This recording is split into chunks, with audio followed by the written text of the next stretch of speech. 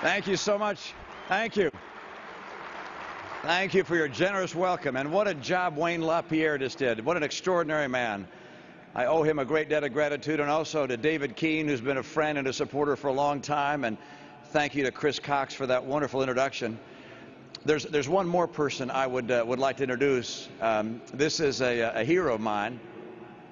I happen to believe that all moms are working moms. And if you have 5 sons, why, your work is never over. My sweetheart, Ann Romney.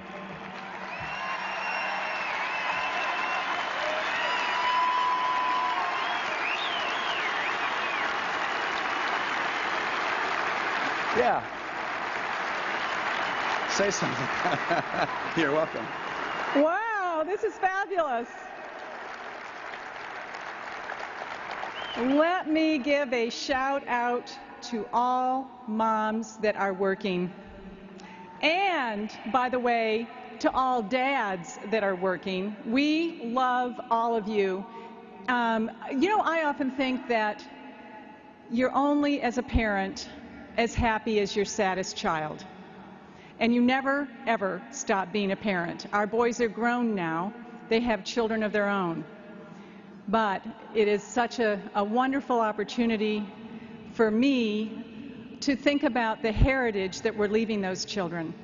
And I love the fact that when my kids were growing up, that we lived a stone's throw away from Lexington Green. And pretty soon, on April 19th, they'll be celebrating something again in Lexington, Massachusetts, the shot heard round the world. And how grateful we were for those patriots that had the ability to fight tyranny, and how grateful we are for all of you here today. You know, I've heard recently something, how women were being referred to as a special interest group.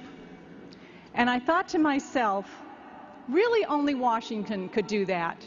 There's only one part of that phrase that's correct. Women are special.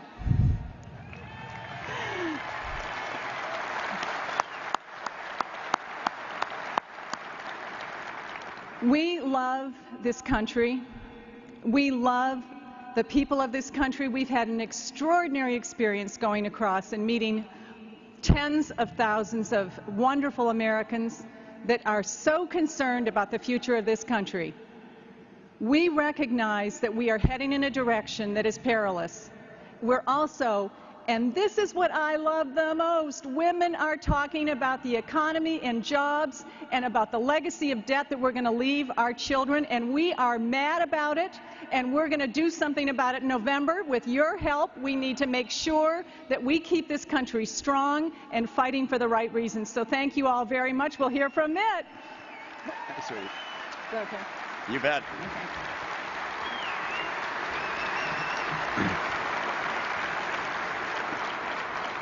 Thank you, sweetheart. And it is great to be with so many friends here today from the National Rifle Association. This organization is sometimes called a single-issue group.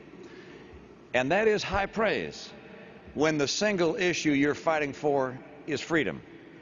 And you can be proud of your long and unwavering defense of constitutional rights and liberties. Now, in about 207 days, we're going to do something that's really quite amazing. Americans will be choosing not only a president, but an entire House of Representatives and a third of the U.S. Senate. The entire world will be watching us. And by around midnight on November 6th, maybe a little earlier, a little later, we'll know the results of millions of Americans exercising their right to vote. In doing so, Americans will be making a profound choice, a decision which is much more important than just one person or one party. We will not just select the president who will guide us. We will also choose between 2 distinct paths and destinies for the nation. So many of the big issues in the campaign turn on our understanding of the Constitution and how it was meant to guide our lives. It was one of Missouri's greatest sons, Harry Truman, who expressed a guiding conviction that you and I share in a ceremony that placed the Constitution and the Declaration in the permanent care of the National Archives, President Truman offered a word of caution. Liberty, he said, can be lost, and it will be if the time ever comes when these documents are regarded not as the supreme expression of a profound belief, but merely as curiosities in a glass case. Truman believed, as we do, that the principles of the Constitution are enduring and universal, that they were designed not to bend to the will of presidents and justices who come and go. The belief that we are all created equal, that we're endowed by our Creator with our unalienable rights. These are not relics of another time. They reflect truths that are valid in every era. And the framework of law created by the Declaration and the Constitution is the source of American greatness. It has generated unparalleled opportunity and prosperity. Our founders understood this, which is why they created a system of government that's limited. President Obama is moving us away from our founders' vision. Instead of limited government, he's leading us toward limited freedom and limited opportunity. This November, we face a defining decision. I'm offering a real choice, a new beginning. I'm running for president because I have the experience and the vision to lead us in a very different direction. We know what Barack Obama's vision of America is. We've lived it this last 3.5 years. Mine is very different. My course restores and protects our freedoms. As president, the Constitution would be my guide. The Declaration of Independence would be my compass. Now, today I want to talk about this administration's assault on our freedoms.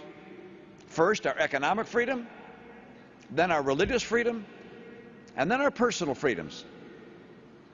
And I want to share my own plans to return America to the first principles of the nation. The American economy, it is fueled by freedom. Free people and free enterprises are what drive our economic vitality. The Obama administration's assault on economic freedom is the principal reason why the recovery has been so slow and so tepid, and why it is it couldn't meet their projections, let alone our expectations. The president's assault on economic freedom begins with taxes and his tax hikes.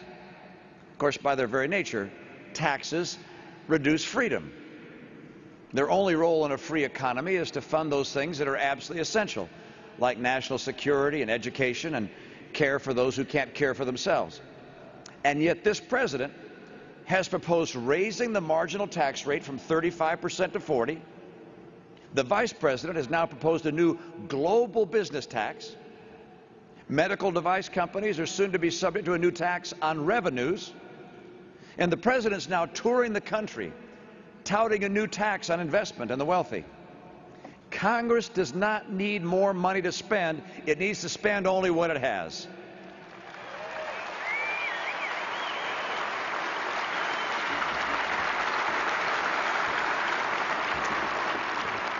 Now, the Dodd-Frank law is another example of the president's attack on economic freedom. It's an 848-page behemoth that's going to be followed by thousands and thousands of pages of new regulations.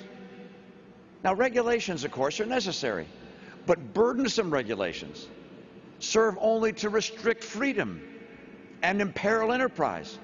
And the victims of the regulation are not nameless, faceless banks. They're employees, business owners, and customers who rely on banks that ultimately lose out. Now, under President Obama, bureaucrats are insinuating themselves into every corner of the economy, undermining economic freedom. They prevent drilling rigs from going to work in the Gulf. They keep coal from being mined. They impede the reliable supply of natural gas. They even tell farmers what their children can and can't do to help on the farm. Remember that old line from Will Rogers? He said that he worried whenever Congress was in session. Today, our freedom is never safe because unelected, unaccountable regulators are always on the prowl. And under President Obama, they're multiplying. The number of federal employees has grown by almost 150,000 under this president. Now, for centuries, the American dream has meant the opportunity to build something new. Some of our greatest success stories are people who started out with nothing but a good idea and a corner in their garage. Today, Americans look at what it takes to start a business, and they don't see a promise, an opportunity. They see government standing in the way. The real cost of this isn't just the taxes that we're paying and the money spent complying with all the rules. It's the businesses that are never started, the ideas that are never pursued, and the dreams that are never realized. You know, we once built the interstate highway system and the Hoover Dam. Today, we can't even build a pipeline.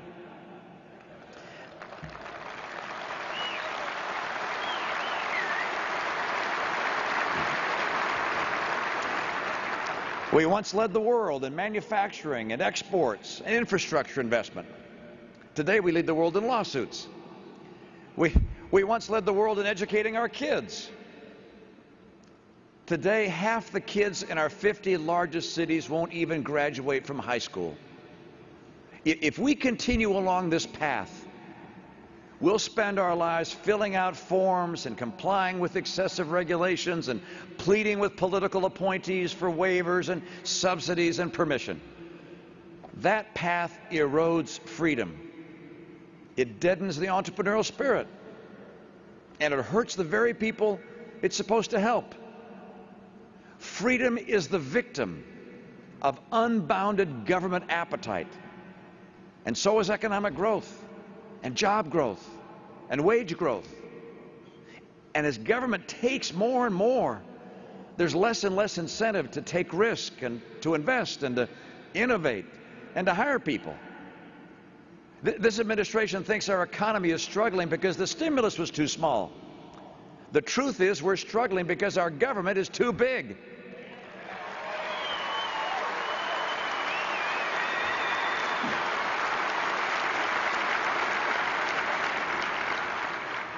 I'm running for president because I have the experience and the vision to get us out of this mess. My agenda takes America in a right direction. It preserves freedom. It encourages risk-taking and innovation. It fosters competition.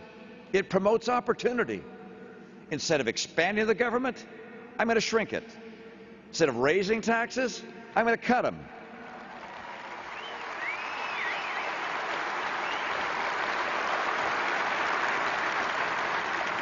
The answer for a weak economy is not more government. It is more freedom.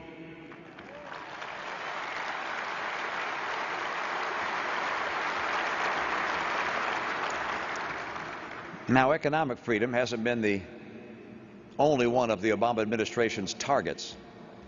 Our first freedom, our religious freedom, has also been under attack by this administration. You may have seen in a recent labor regulation case, the government claimed that a church should not be free to determine who qualifies as a minister under the law. It claimed that the government should instead interfere with that decision. The government. The Constitution came to the rescue. We wondered what the court would do. They rejected the Obama administration's attack in a 9-0 unanimous decision.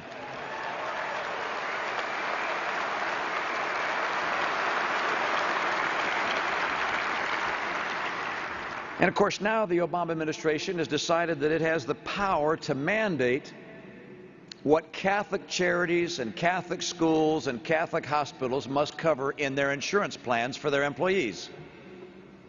It's easy to forget how often candidate Obama assured us that under Obamacare, nothing in our insurance plans would have to change. Here we are, just getting started with Obamacare, and the federal government is already dictating to religious groups on matters of doctrine and conscience.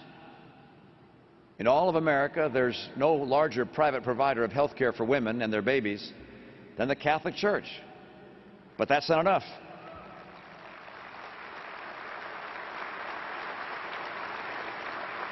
That fact doesn't satisfy the Obama bureaucrats. No, they want the Catholics to fall in line and violate the tenets of their faith. As president, I will follow a very different path than President Obama. I will be a staunch defender of religious freedom. The Obama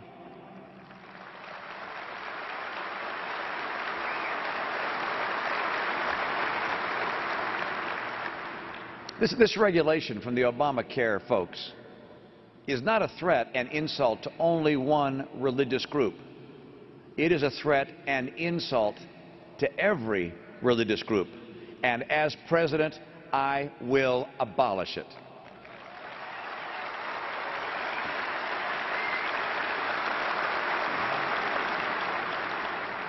I don't think I have to tell you this, but you know that like economic and religious freedoms, our personal freedoms have also been under attack.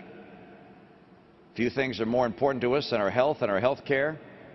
The 10th Amendment preserves the right to choose our own health care, as well as all the rights not specifically granted to the federal government by the Constitution. It preserves those to the states and to the people.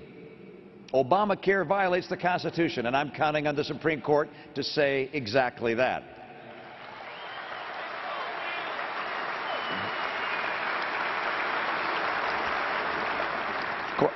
It's not just health care, of course, that this administration attacks. Mike and Chantel Sackett, did you hear this story? They've learned firsthand how the Obama government interferes with personal freedom. They run a small business in Idaho. They saved enough money to buy a piece of property and to build a home on it. But just a few days after they broke ground, an EPA regulator told them to stop digging immediately. The EPA said they were building on a wetland. Immediately. The EPA said they were building on a wetland. But the Sackett's property isn't on the wetlands register. As a matter of fact, it sits in a residential area. Nevertheless, the EPA told them that was a final decision and it could not even be appealed. Fortunately, the Constitution confronted the Obama administration again, and the Supreme Court ruled unanimously for the Sacketts and against the Obama EPA, just like they should.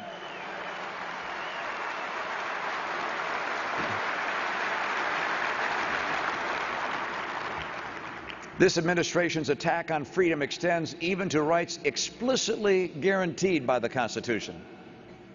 The right to bear arms is so plainly stated, so unambiguous, that liberals have a hard time challenging it directly.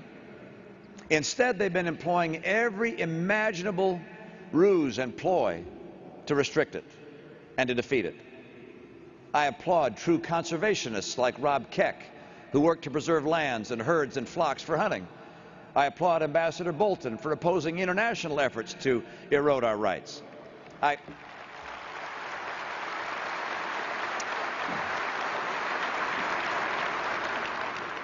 applaud Congressman Issa and Senator Grassley for their work in exposing the Fast and Furious scandal.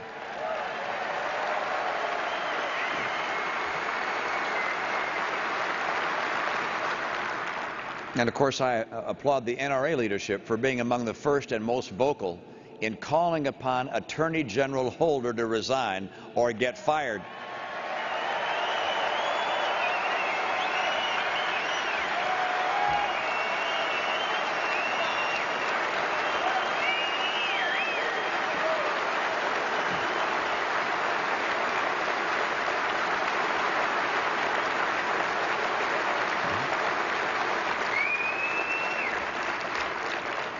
You know, we need a president who will enforce current laws, not create new ones that only serve to burden lawful gun owners. President Obama has not. I will. We need a president who will stand up for the rights of hunters and sportsmen and those who seek to protect their homes and their families. President Obama has not. I will. And if we're going to safeguard our Second Amendment, it's time to elect a president who will defend the rights President Obama ignores or minimizes. And I will protect the Second Amendment rights of American people.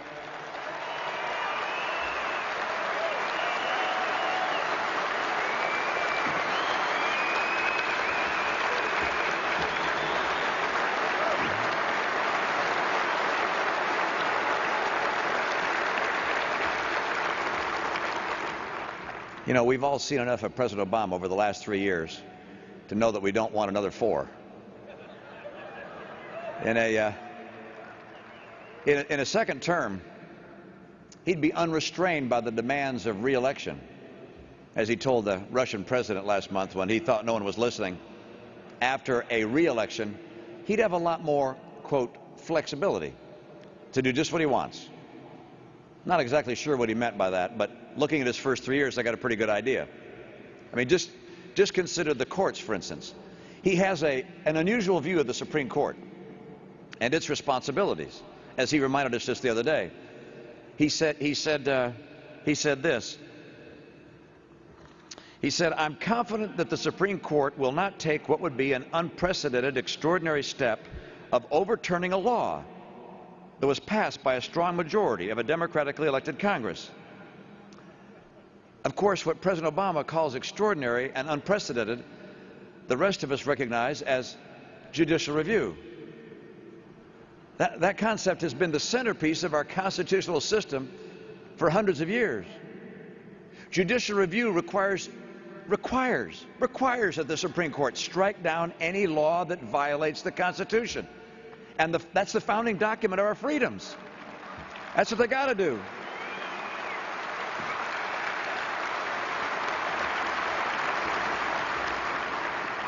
But President Obama seems to believe that court decisions are only legitimate when they rule in his favor. And they're illegitimate if they don't. He thinks our nation's highest court is to be revered and respected as long as it remains faithful to the original intent of Barack Obama. You know, that's the problem with people who view the Constitution as living and evolving, not timeless and defining. They never want to explain just who it is that's going to decide what the Constitution means and in what way they would have it evolve. In his first term, we've seen this president try to browbeat the Supreme Court. In his second term, he would remake it. Our freedoms would be in the hands of an Obama court, not just for 4 years, but for the next 40. And we must not let that happen.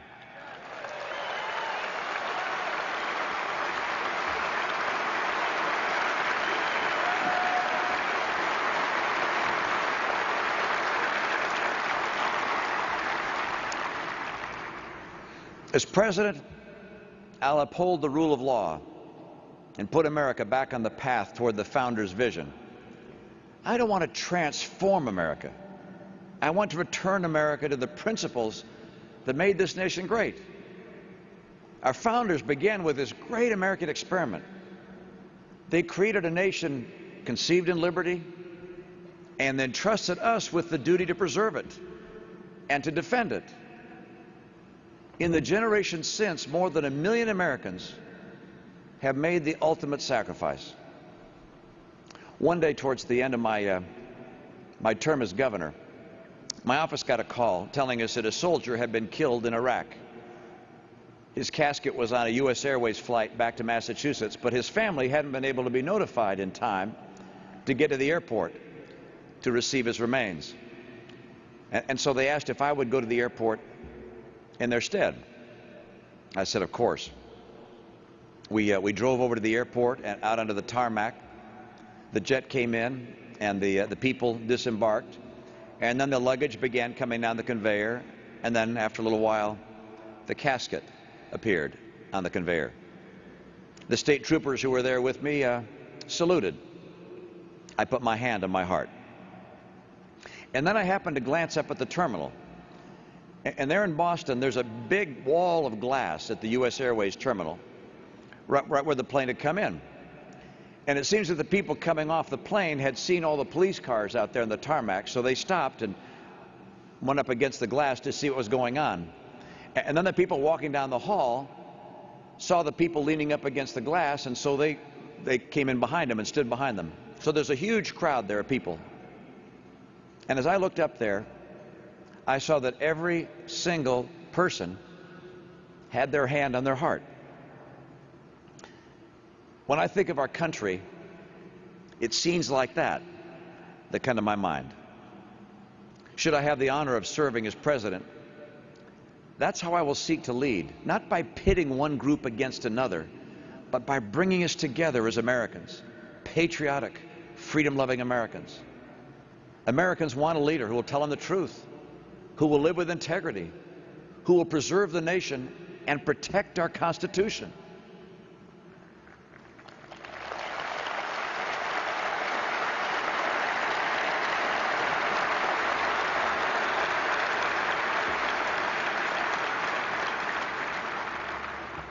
We have a sacred duty to restore the promise of America, and we'll do it. And we'll do it because we believe in America. We'll stop the days of apologizing for success at home, and never again will we apologize for America abroad.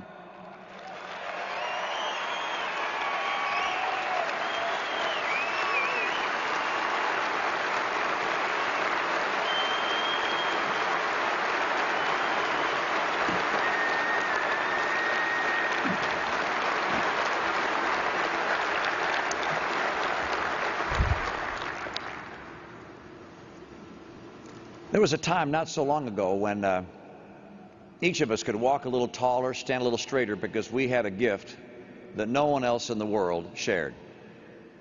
We were Americans. That meant something different to each of us, but it meant something special to all of us. We knew it without question, and so did the world. Those days are coming back. That is our destiny. We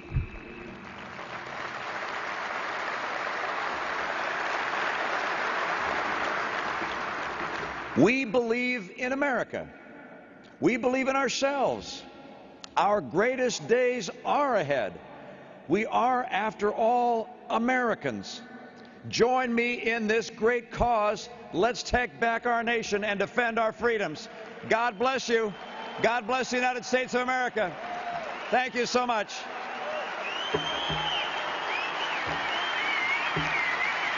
Thank you.